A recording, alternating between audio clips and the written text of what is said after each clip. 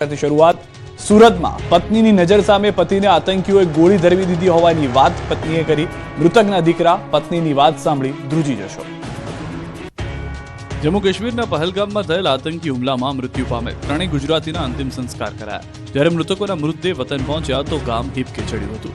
સુરતના શૈલેષભાઈ કળતિયાના અબ્રામા નજીક આવેલ કઠોર સ્મશાન ભૂમિ ખાતે અગ્નિ સંસ્કાર કરાયા।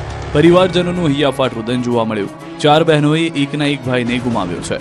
ગઈકાલે રાત્રે વિમાન મારફતે શૈલેષભાઈના મૃતદેહને સુરત ખાતે લવાયો હતો। રાત્રિ દરમિયાન મૃતદેહ સ્મીમેર હોસ્પિટલના કોલ્ડ સ્ટોરેજમાં રખાયો। પોલીસનો ચુસ્ત બંદોબસ્ત ગોઠવવામાં આવ્યો। પાર્થિવ દેહના દર્શન માટે સુરત એરપોર્ટ પર મોટી સંખ્યામાં લોકો હાજર હતા। મૃતકના સ્વજનોએ આ વિધિ પણ વર્ણવી હતી। આતંકવાદીઓ આવ્યા અને આ રીતે પૂછીને પત્નીની નજર સામે સુરતના શૈલેષભાઈ કળતિયાની હત્યા કરી નાખી। હૈયાફાટ રુદન અને ભારોભાર આક્રોશ વચ્ચે શૈલેષભાઈના અંતિમ સંસ્કાર કરાયા। બે બાળકોએ પિતાની છત્રછાયા ગુમાવી। ચાર બહેનોએ એકનો એક ભાઈ ગુમાવ્યો। પરિવાર અત્યંત આઘાતમાં ગરકાવ થઈ ગયો। પરિવારજનોને સાંત્વના આપવા માટે કેન્દ્રીય મંત્રી CR પાટીલ, ગૃહ રાજ્યમંત્રી હર્ષ સંઘવી તથા સ્થાનિક નેતાઓ, ઉદ્યોગપતિઓ પહોંચ્યા હતા। એ સમયે પરિવારજનો દ્વારા ન્યાયની માંગ કરાઈ। આ ઘટનાને નજરે જોનાર શૈલેષભાઈના પુત્રએ આ ઘટનાને જે વર્ણન કર્યું એ સાંભળીને કંપારી છૂટી જાય એમ છે। मतलब वो एक दाढ़ी बहुत बड़ी थी, वो सर पर वो टोपी पहनी थी और कैमरा भी था ऊपर, बस इतना याद है। वो तो नहीं हुआ था, वो बोला बस मुसलमान अलग हो जाओ और हिंदू अलग हो जाओ। हिंदू को गोली मार के भाग गए।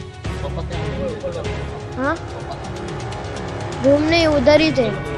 સાથે જ તેમની પત્નીએ પણ પોતાની વ્યથા ઠાલવી હતી। કહ્યું કે આતંકી પતિને ગોળી મારીને હસતો હતો। મારી સામે આવીને બંદૂક મારીને હસતો હતો અને જ્યાં સુધી જીવ ન ગયો ત્યાં સુધી ઊભો રહ્યો।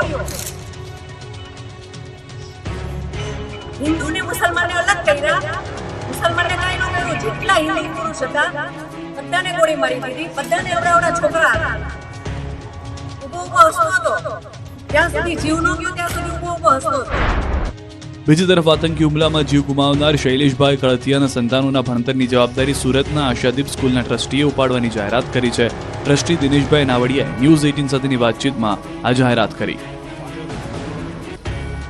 આ તરફ ભાવનગરના પિતા પુત્રના અગ્નિ સંસ્કારમાં ગામ હિબકે ચડ્યું। બચી ગયેલા યુવાને CM આગળ પહલગામનો આતંકી હુમલો વર્ણવ્યો।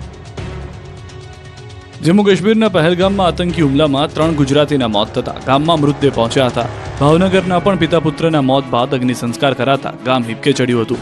મોટી સંખ્યામાં લોકો જોડાયા હતા। પિતા પુત્રની સ્મશાન યાત્રામાં CM ભૂપેન્દ્ર પટેલ જોડાયા। તેમના મૃતદેહને વિમાન માર્ગે અમદાવાદ એરપોર્ટ પર લવાયા હતા, જ્યાં મંત્રી ઋષિકેશ પટેલ, ગૃહ રાજ્યમંત્રી હર્ષ સંઘવી, જગદીશ વિશ્વકર્મા તેમજ મુકેશ પટેલે શ્રદ્ધાંજલિ અર્પણ કરી હતી। સાથે જ સ્મિત સાથે અભ્યાસ કરતા વિદ્યાર્થીઓ પણ શ્રદ્ધાસુમન અર્પણ કરવા આવ્યા હતા। સ્મિતના મિત્રો તેમજ તેના શિક્ષકોએ પણ દુઃખની લાગણી વ્યક્ત કરી છે। તો ભાજપના નેતાઓ મૃતકના પરિવારજનોને સાંત્વના પાઠવવા પહોંચ્યા હતા। કેન્દ્રીય રાજ્યમંત્રી નીમુબેન બાંભણિયા અને સરકારના કેબિનેટ મંત્રી કુંવરજી બાવળિયા સાંત્વના પાઠવવા પહોંચ્યા હતા। બીજી તરફ કથાકાર મોરારી બાપુ ભાવનગર પહોંચ્યા, જ્યાં પહલગામ હુમલામાં મૃત્યુ પામેલા ભાવનગરના પિતા પુત્રને શ્રદ્ધાંજલિ પાઠવી। મોરારી બાપુએ મૃતકના પરિવારજનોને સાંત્વના પાઠવી। તો પહલગામમાં આતંકના હુમલાથી બચી ગયેલા યુવાને સંભળાવી કહાની।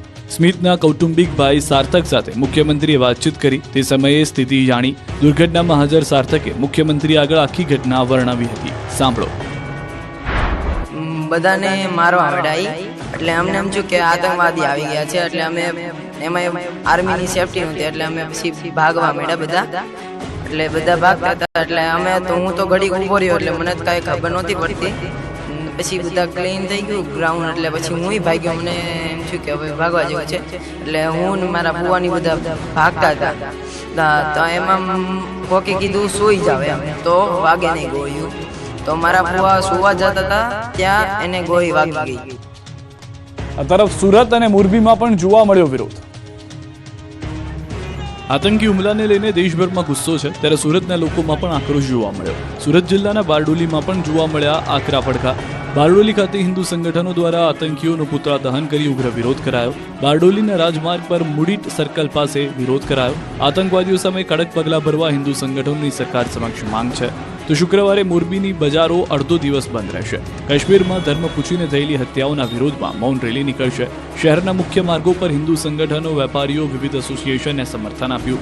મોરબીની બજારો સવારથી બપોર સુધી બંધ રાખવા તમામ વેપારીઓને અપીલ કરાઈ। મૌન રેલી નહેરુ ગેટ ચોક ખાતે પહોંચી ત્યાં આતંકવાદનું પુતળા દહન કરશે. તો પહલગામ હુમલાને લઈને વિશ્વ હિન્દુ પરિષદ યોજશે શ્રદ્ધાંજલિ કાર્યક્રમ. વિશ્વ હિન્દુ પરિષદના અશોક રાવલે કહ્યું કે ગુજરાત પ્રાંતના અધિકારીઓએ ભેગા થઈ નિર્ણય કર્યો, સાંજે શ્રદ્ધાંજલિ કાર્યક્રમ યોજાયો.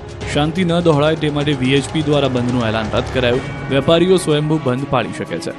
બીજી તરફ હુમલાને લઈને ટુરિઝમને કમરતોડ ફટકો પડ્યો. આતંકી હુમલા બાદ લોકો જમ્મુ કાશ્મીર જવાથી ડરી રહ્યા છે. ગભરાયેલા લોકો જમ્મુ કાશ્મીર પ્રવાસ માટેના બુકિંગ રદ કરાવી રહ્યા છે. વડોદરાથી અમરનાથ યાત્રાની 100 લક્ઝરી બસો કેન્સલ થઈ.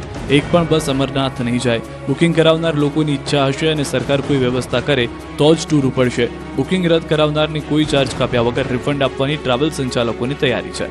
આ તરફ અમદાવાદમાં અમરનાથ યાત્રાના બુકિંગ માટે લોકોની સંખ્યા ઘટી છે. જમ્મુ કાશ્મીરના પહલગામમાં આતંકી હુમલા બાદ શહેરીજનોમાં અમરનાથ યાત્રાને લઈને અસમંજસની પરિસ્થિતિ સર્જાઈ છે. અમદાવાદમાં આવેલી જમ્મુ કાશ્મીર બેંક સહિત અનેક બેંકોમાં યાત્રાનું રજીસ્ટ્રેશન ઘટ્યું છે. એક સમયે રોજના 150 જેટલા રજીસ્ટ્રેશન વચ્ચે 23મી એપ્રિલ માટે 57 લોકોએ રજીસ્ટ્રેશન કરાવ્યું હતું. પહલગામમાં આતંકી નરસંહારનો દેશભરમાં વિરોધ, ગુજરાતના શહેરો રહ્યા બંધ.